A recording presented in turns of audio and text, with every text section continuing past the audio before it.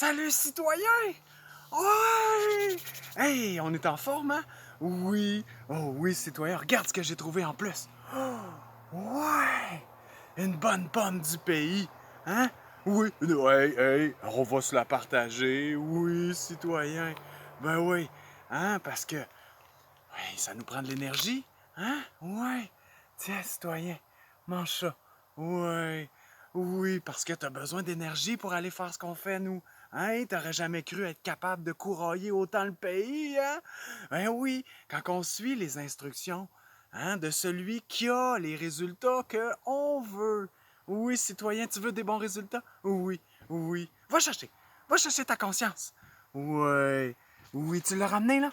Oh, finis ta pomme, tranquillement, pendant que je te lis un texte. Citoyen. Le joyeux débarras. L'histoire, c'est un infini nivelage.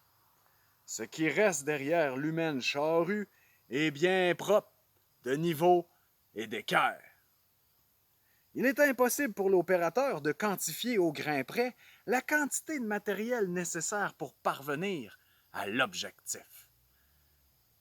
Créer une belle route confortable pour que passe sans heure la caravane humaine. Autrefois, on calculait plus que nécessaire. Ainsi, il restait toujours un tas de débris accumulés où la frange populeuse venait glaner. Aujourd'hui, le tas de débris est calculé et coté en bourse. Frauduleusement, sa propriété est passée du contrat social au domaine privé. L'organisme social vendu au plus offrant. Pour Lali, c'est le joyeux débarras. Un mélange d'enchères et de ventes de garage. L'ambiance semble festive. On liquide les vieux rebuts. Quelques perles trouvent preneur. À la fin, il reste un tas de matière inutile.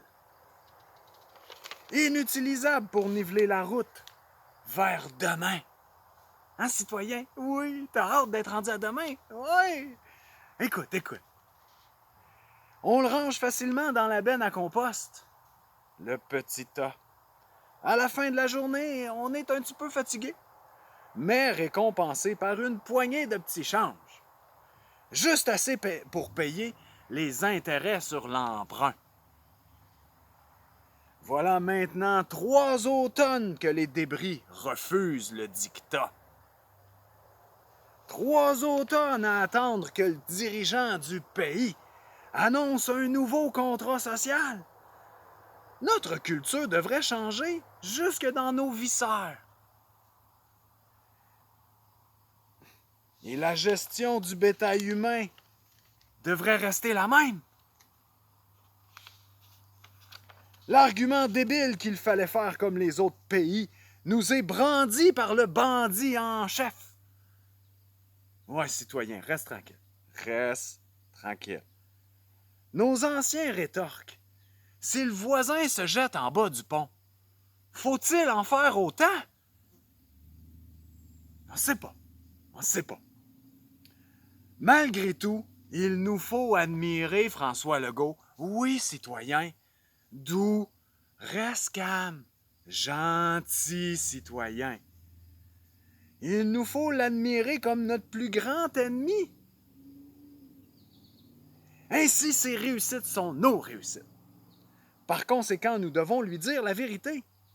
Son échec provient du fait que nous sommes suffisamment à ne pas croire en ses menteries. François Legault, oui, man, citoyen, je t'ai dit, reste calme, reste, écoute jusqu'au bout. Oui, bon citoyen. Il a rompu le contrat social. Légalement, il doit dédommager ceux qui l'exproprient de leur terreau sociétal. Il doit également proposer un nouveau contrat social clair à ses adeptes. Ouais, c'est une religion, ça, là, citoyen. Hein? Son erreur, c'est de croire qu'il peut faire l'économie des réserves de sauvages. impossibles à domestiquer. Les renards doivent être tenus à l'écart. Les renards ne demandent pas la charité. Le nouveau contrat social est inévitable. Les renards ne peuvent en faire partie. Les sauvages préfèrent la dangereuse liberté. Libère-nous de ton contrat social. Sommes-nous si essentiels à la chosification de l'humanité? Hein, citoyen? Non, hein? Non, toi puis moi, on parcourt le pays, puis on va aller se trouver un autre pommier à vider. Hein, citoyen? Viens-t'en. Oui, oui, citoyen.